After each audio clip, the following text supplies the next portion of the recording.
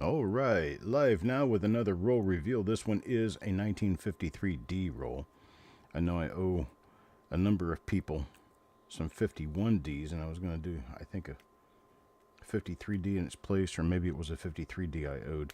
I don't remember, but I've got some new rolls, so I'll get in touch with that here this week. Get the tape off of this. Well, screw it. I'm just going to cut the tape. Can't get through it easily, so I just cut it off. Here we go.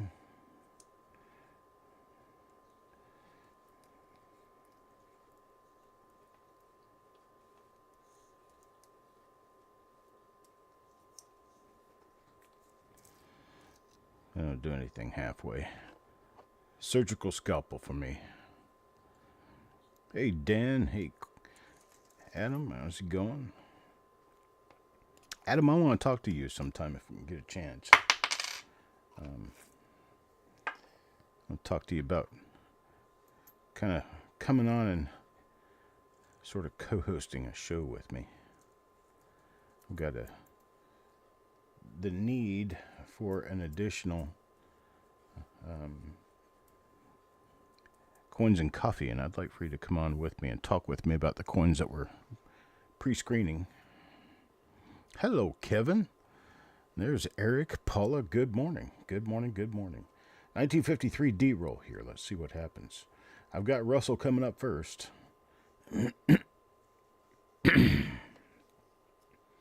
Got Russell with the first coin. Here is the first coin in the roll. Let me get the scope set up right, because we are not quite set up in the way I would like to be.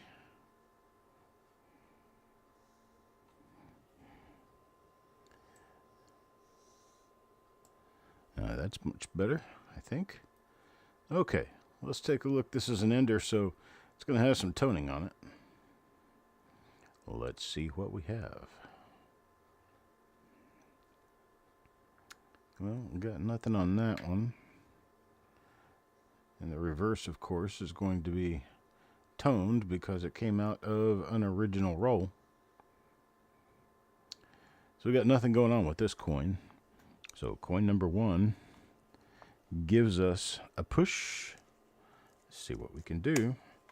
Coin number two, Sissy, coming right up.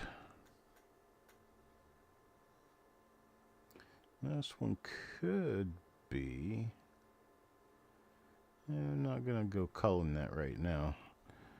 It looks like it may possibly be a minor RPM, but I'm not going to give it...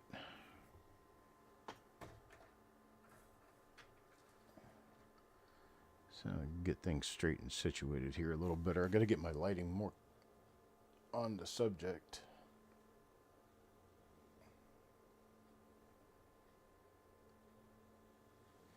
I cannot express to you people how important your lighting is when you're doing this sort of thing. Having the right kind of lighting, the right density of lighting, the right temperature, everything makes a difference when you're using magnification like this. You're trying to light up some very sensitive areas that are not easy to see without the right lighting. And so those who are using bad lighting are only hurting themselves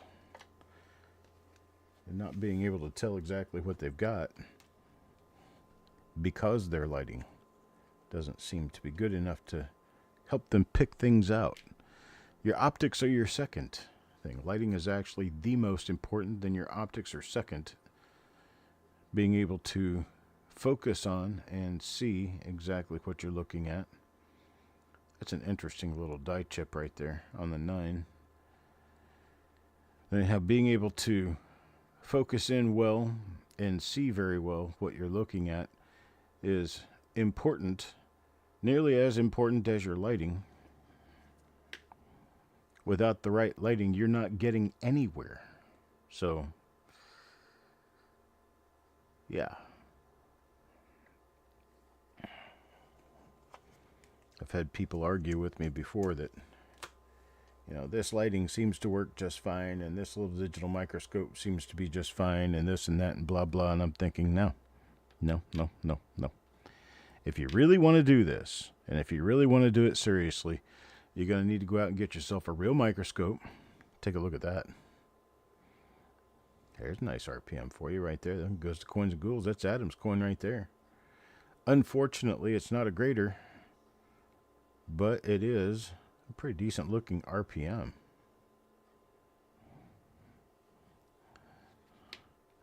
Who got that up on the block?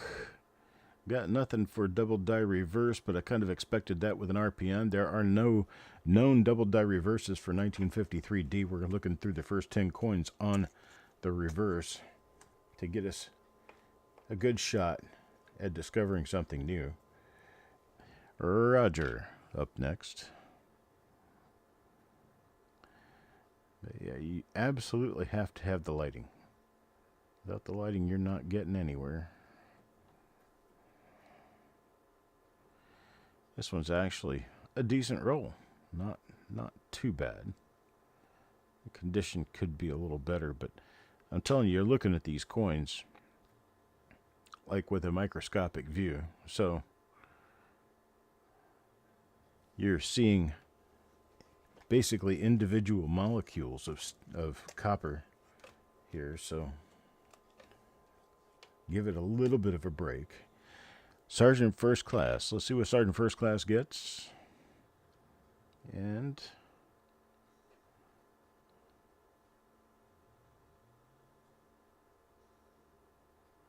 nope, nothing there. Let's look at the eye. Got nothing on the eye area. Looking at In God We Trust. Nothing there. Nothing on Liberty. So coin number 6 appears that it will turn out to be a normal coin.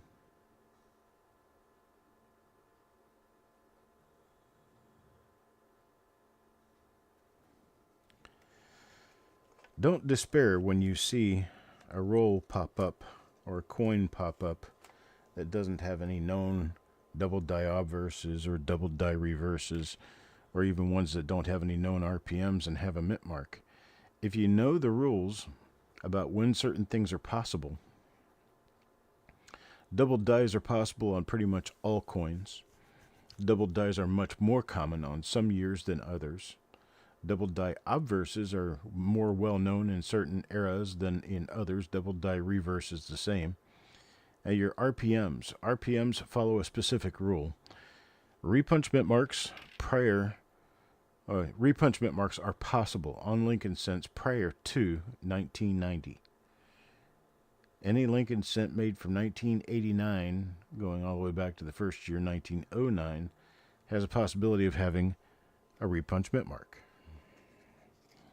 Whether or not you definitely do or definitely do not have repunch mint marks for any given date or mint, nobody really knows about not having any, period. If there's no RPMs known, you could always continue to look because, well, there's nothing saying that it's impossible. I'm trying to make sure I'm not missing something with this. This is definitely an RPM. You can see it on the upper serif pretty well. Slightly later die state. We're definitely going to hang on to it. Maybe not slightly. Maybe it is a late die state. That's for Shinbone. Shinbone picks up this one, coin number 8, definite RPM.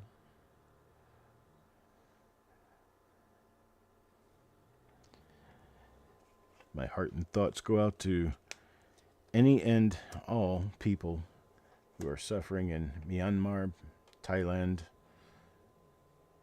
Bangladesh, even all the way over to India, Laos from the major earthquake they had during the middle of the day today. It's now closer to 9:10 p.m. in Bangladesh right now. Bangladesh. I didn't mean Bangladesh. I meant Myanmar. Burma. We know it as two different things. Burma and Myanmar. Oh, sloppy stacks. I hate for the condition of this little guy right here, but we may not get much better out of any of these.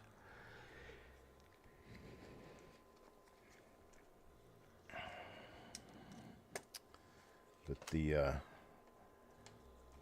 idea that somebody can get hit with such a major earthquake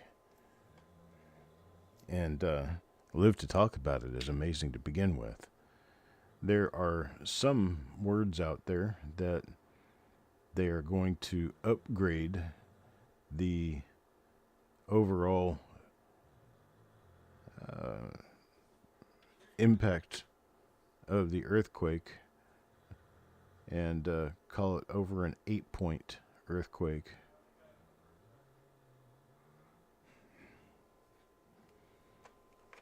But yeah, that's 7.7 is big enough as it is. I mean, they don't have to upgrade it to an 8 earthquake, but if it was, it was. But we're not having a lot of luck with this roll. I am so having trouble finding 1953D rolls that are in really good shape. 51D is pretty much impossible for me. There's another one of those RPMs. I don't know which one this is.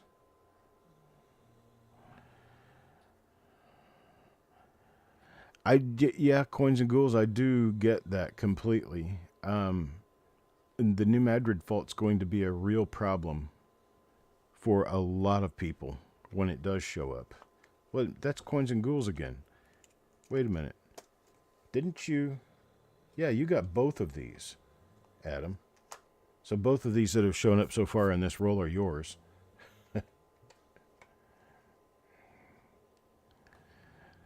But yeah, the New Madrid fault, when it does... I say when it does do its major hit, it's not going to bode well for a large number of people. Pretty much most of the people along the Mississippi River Valley from south of Memphis to north of St. Louis are going to have real problems. It's going to be a real tosser, not even a shaker. I don't know about that, Dan. I think you're probably really far enough south that you'll feel it, but you probably won't have major devastation if a 7 earthquake hits the New Madrid fault. Okay, this one is a double split serif RPM as well. So we're going to put it... And it looks like the exact same die. I'm kind of using this old die scratch here on the 9 as a marker. I could also use this one. But yeah, that's a double split serif RPM with a big giant Larry. Wow, look at that. Okay, we could use that. That's a busted head. This one's for Sissy.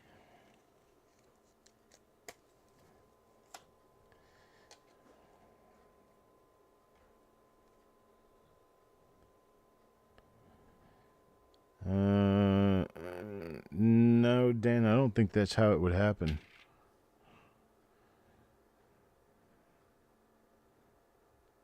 I don't know. It might, but yeah, I think people north of Vicksburg are going to be in trouble. But south of Vicksburg, I don't think you're really going to have a whole lot of issues with it. Morning, Roger.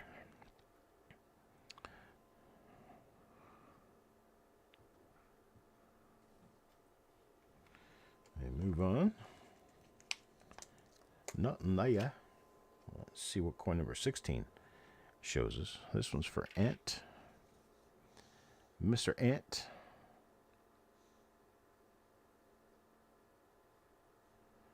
Not an RPM.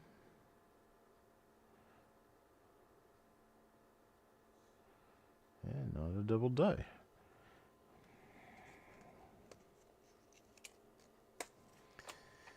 Yeah, they say the quality of the ground underneath, like Memphis, areas around Memphis, there's a large aquifer underground there, and there's also a lot of sandy soil, a lot of clay, a lot of mud, and not a lot of rock. And what that would do during a major earthquake, the ground would basically move up and down like waves. You can imagine what that'll do to buildings that were not built to standard, which most of downtown Memphis is. Below standard, because a lot of the Memphis skyscrapers were built in the 60s and 70s.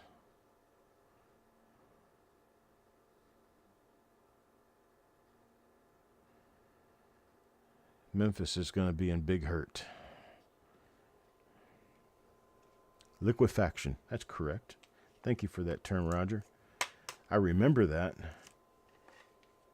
but I didn't remember what the name for it was.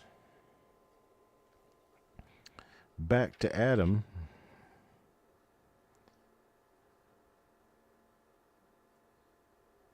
Not seeing anything there.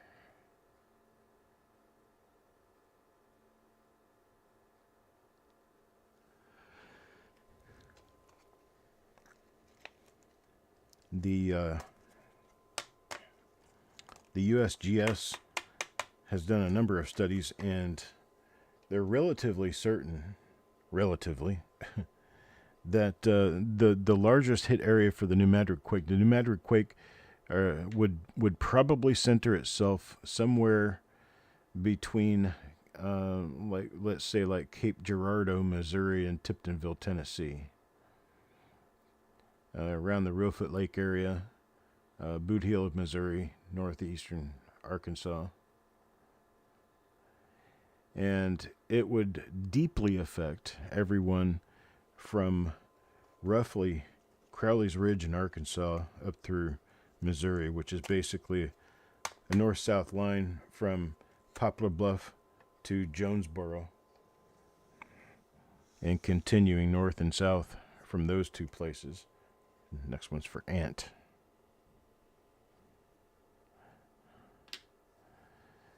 And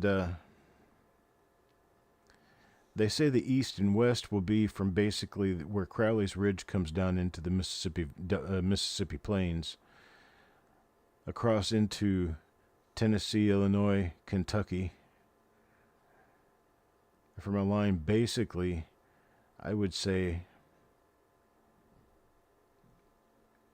Olive Branch, Mississippi, which is in north central Mississippi, going up to, I'd say, probably about Mount Vernon, Illinois, which is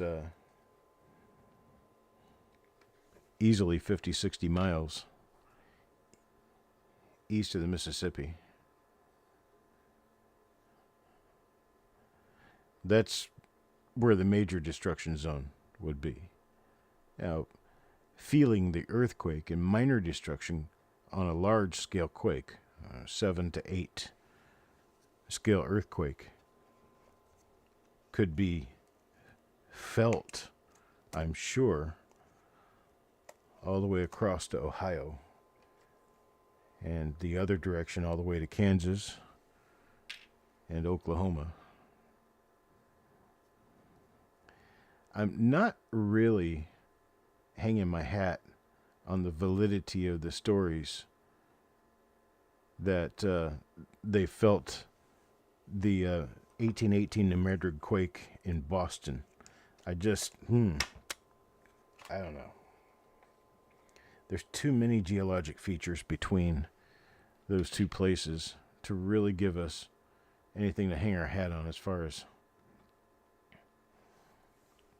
definite devastation or definite issues going all the way to Boston. However, you go to Reelfoot Lake and you realize that Reelfoot Lake in northwestern Tennessee was actually created by an earthquake. Most of that lake was backfilled by the Mississippi River, which flowed backwards to fill in the gap of what is now Reelfoot Lake. And you look at Reelfoot Lake, or bring up a map and look how large Reelfoot Lake is. Now, it's not deep. Reelfoot Lake is generally 4 to 6 feet deep as you go across. So it was a large plain that it filled up.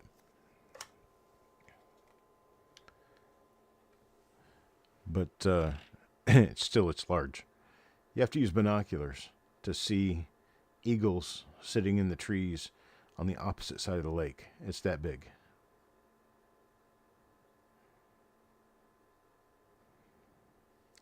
It's been there for, 200 years. This is really, really minor split upper serif, but I'm not going to pull it out because I don't think it's enough to list. Really, really minor.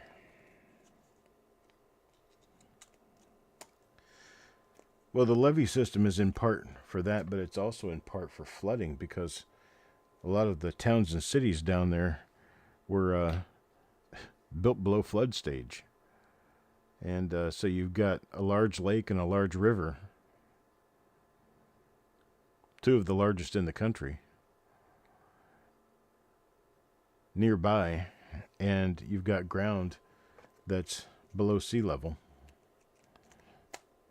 That spells disaster. What they were thinking when they first built New Orleans, I have no idea. I guess they figured it was going to be a little bivouac space for a while, and nobody would eventually be affected by anything that happened there. And they, of course, didn't realize at the time that New Orleans was going to become the major port of North America for a number of years. It was the largest port in North America, which is the primary reason why we had the New Orleans Mint. New Orleans Mint was opened because there was so much foreign silver coming into the country in trade for goods that instead of shipping all those coins, all that silver, to an existing mint, they decided to build a new branch mint.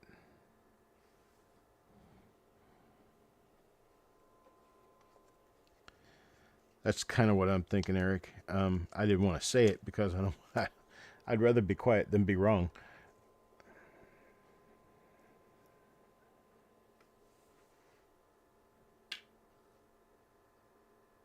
There's another one. You can look that one up. Get you a good screenshot. One thing that you need to make sure that you're noting are any markers. Let's see if we can find any good markers. Anything that will be for sure listed as a marker. It's a die crack under VDB. The die crack running all the way across the bottom of the bust. And that looks like possibly that might not be anything, but there's that die crack. And you've got a D that is doubled to the west, so you got D over D west, and it is closer to the 9 than it is to the 5. What about the inside of the 5 curl? I don't really see any. There is a die dot there.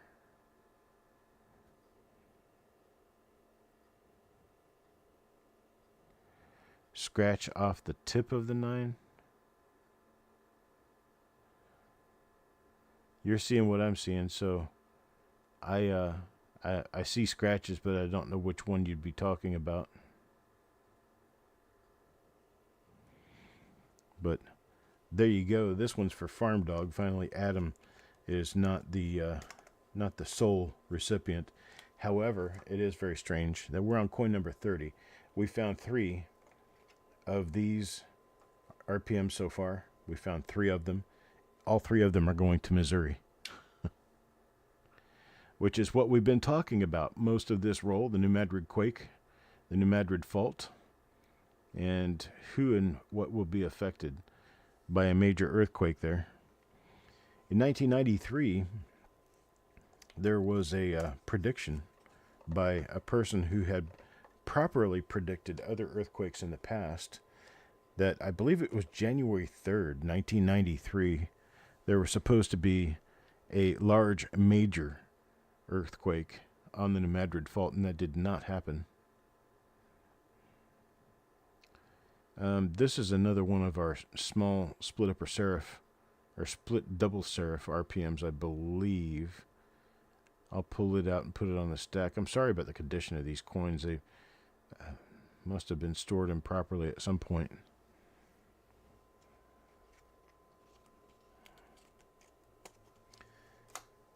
Move on to coin number 33 here with Shinbone.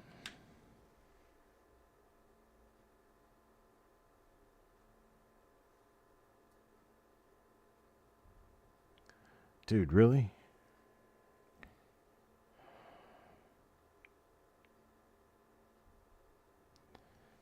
We got some pretty ugly ones here.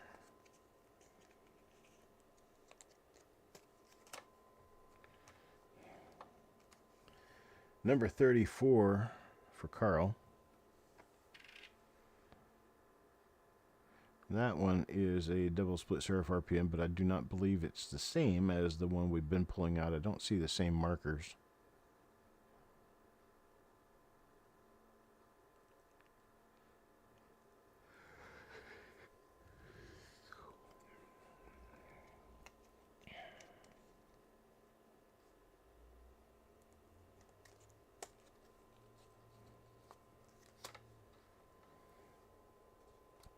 Coronal, you're talking about the sun? I have never heard of that. Was it coronal mass ejection or something? Coronal hole. I'm not sure what that is. That's interesting. I've never heard of that.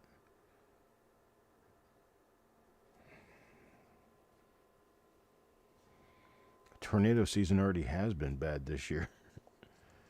We had tornado season early. And it's definitely probably not over. I'm sure of that. I've been browning. December of 1990. Okay. Here's the other ender.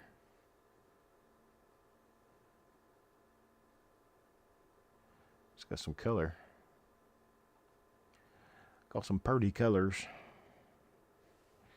The reverse is all bright copper. A few spots here and there. That one's for Roger. Nice toner on the obverse. Number 37 now. It's a big hole in the carina that increases solar wind. A lot of studies linking solar activity to earthquakes. This one for Doug. And I got not much there. Sergeant First Class, I received your envelope. I will be giving you due credit.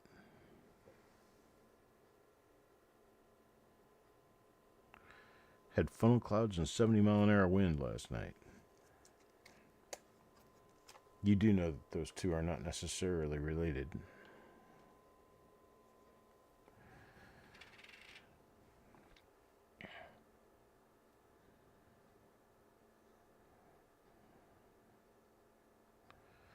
Generally, your winds, straight line winds, are generally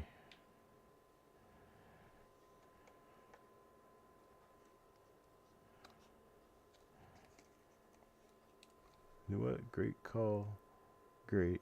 Call us even. Oh, for the 51p.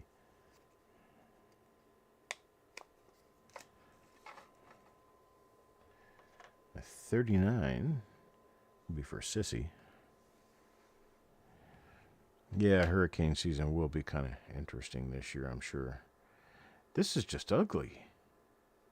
I have fingerprints on almost half of these coins.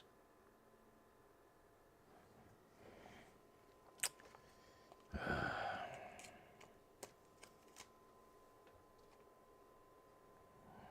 one from Malcolm. I think I'm probably going to have a day where I'm just making up bad reveals to people. I mean, there's some decent stuff in here. There's a minor tripled upper serif RPM, I believe. Very minor, though. I've already got a 51D to make up for. I thought I was going to do a 53D for that. Now I've got a 53D to make up for. Yeah, it's what I was going to say with regard to Russell. And his comment, 70-mile-an-hour winds are usually due to the movement of a storm or the movement of the weather system. It's a thing about isobars and the relative closeness of a major low-pressure system to a major high-pressure system. Your tornadoes are all about dynamics of wind shear going in different directions at different levels. So, yeah, there's another one of those. Your, those being the hook on the inside of the 9. Your, winds, straight line winds, are generally completely different from the dynamics that cause tornadic winds. And even the storms on radar, when you look at them on radar, the storms are even different. Tornadic storms are generally rogue. That's a struck through right there. Are generally rogue single cell storms that individually rotate amongst themselves. So that's generally what cause tornadoes. Straight line windstorms are generally in a line, and they're moving in a line, and part of the line microbursts and bows outward, and when it does, it causes severe winds.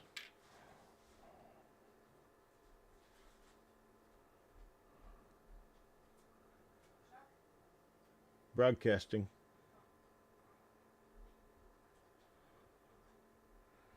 Yeah, sometimes it's really hard to tell. When you look at some of the later die-state coins, if you have a doubled eyelid.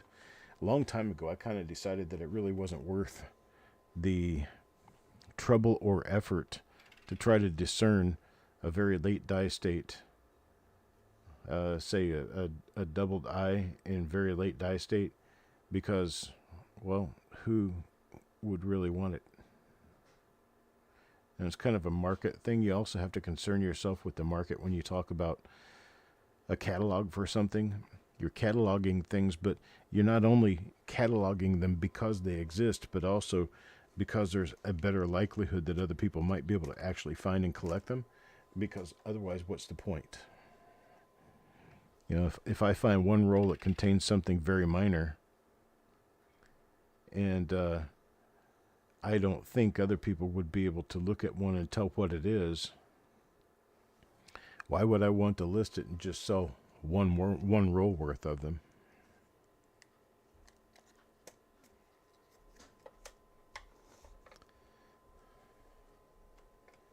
Yep, Eric has the term right, Cape. I can't remember exactly. Oh, what has happened here? Okay, folks, we are definitely going to make this up, but I'm almost out of coins, and I've got flips left. It's another one of those hook coins. I tell you what, we're going to make this up because I'm not happy with these. So we will do a different roll. This is the last coin I've got in this roll, 48. And this roll was taped shut. So wherever I got this from, it wasn't of quality. So what we will do, I'm going to go ahead and fill this with a couple more 53Ds just so everybody gets a coin. Let me see. I had some 53Ds sitting around here somewhere.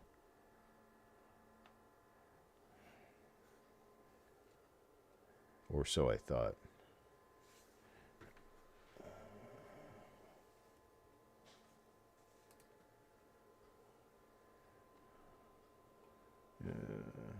I'll get the coins out. And I'll put coins in these, but I've got two holders here. So Nanistax and Sureg are missing coins for right now. So I've got a minor double split serif RPM, and then I've got what appears to be RPM number 4. I've got a couple of examples of that. I'm going to go ahead and wrap up this particular reveal and get to a point sometime this coming week so that I can do a couple of makeup rolls, and this will be one of the makeup rolls. Yes, convective available potential energy. It's basically the dynamics that set up for good convection for a storm. And convection, of course, is rising hot air. All right, folks, I am going to get to the next reveal. Next reveal will be in, about 5 minutes. All right, so I'll see you then.